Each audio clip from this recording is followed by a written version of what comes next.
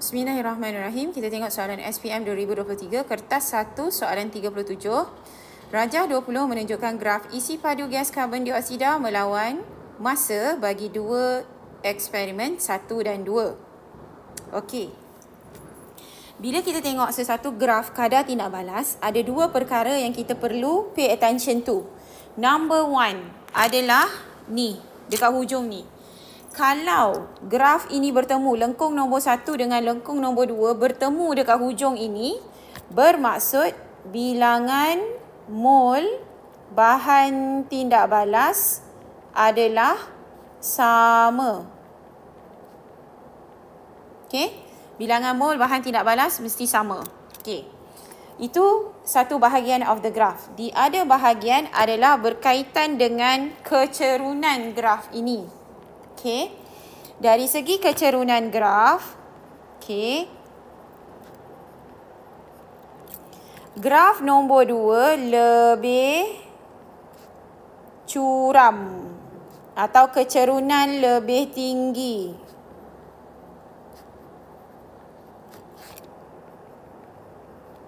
Berbanding yang nombor 1.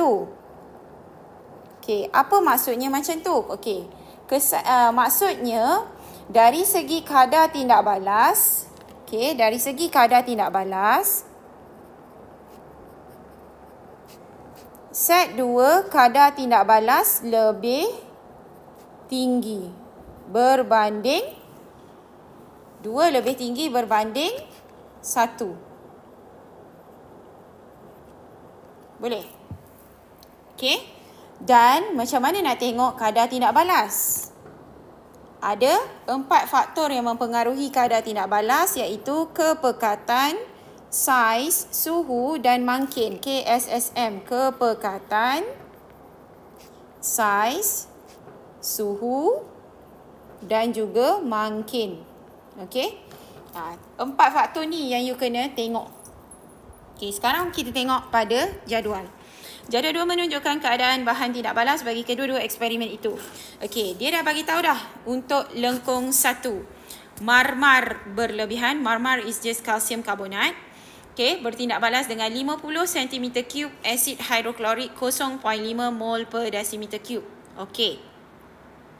So, saya dah kira bilangan mol bagi asid hidroklorik untuk set nombor 1. Bilangan mol kita buat MV bahagi 1000 kan. Biasanya you buat MV bahagi 1000. So saya tak tulis bahagi 1000 sebab saya dah convert siap-siap the isi padu kepada unit desimeter cube. Okay. Okay. So bila kita darab dua ni, kita akan dapat 0.025 mol. Bermaksud nilai kat sini bilangan molnya adalah 0.025 mol. Dan disebabkan kedua-dua lengkung ini bertemu dekat hujung, bermaksud set 2 bilangan molnya pun akan sama sebab dia bertemu dekat hujung tu. Ni, dia bertemu dekat sini.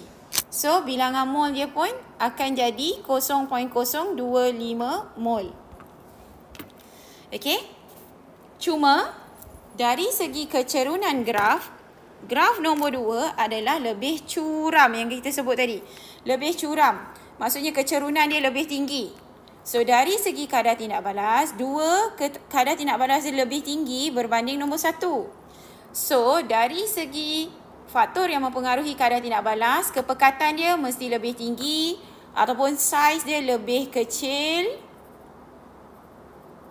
Okay, ataupun suhu dia lebih tinggi ataupun ada penggunaan mangkin. Cuma dalam situasi marmar bertindak balas dengan asid, tak ada mangkin yang possible untuk tindak balas ini. Okey? Memang tak ada. Dalam silibus you ada 2 je tindak balas yang menggunakan mangkin. Satu, penguraian hidrogen peroksida. Yang kedua, tindak balas logam dengan asid yang guna kuprum 2 sulfat sebagai mangkin.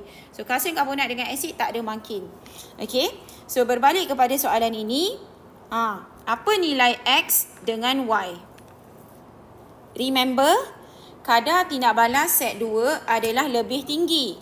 So, kalaulah kepekatan asid hidroklorik dalam set 1 adalah 0.5 mol per desimeter cube, set 2, dia punya kepekatan mesti lebih tinggi daripada 0.5. So, nilai Y ini mesti lebih tinggi daripada lebih daripada 0.5 mol per decimeter cube. Jadi Y tu kalau dia tulis 0.5 tak betul dah lah. Okey. Kalau dia 1.0, boleh. Okey, so tinggal jawapan U, C dengan D sahaja. Okey, sekarang berapa nilai X? Remember, bila kita sebut tadi, graf ni bertemu dekat hujung, bermaksud bilangan mol untuk asid hidroklorik set 2 is also 0.025. Kita kena carilah, isi padu dan juga kemolaran ini bila darab, dapat 0.025. So, jawapannya adalah D. Sebab C, kalau you darab 2 tu, kalau you kira bilangan mol dia, you hanya dapat 0.02 mol sahaja. Yang D, you akan dapat 0.025 mol. Okay? So, D is the answer. Alright, itu sahaja. Sekian. Terima kasih. Bye-bye.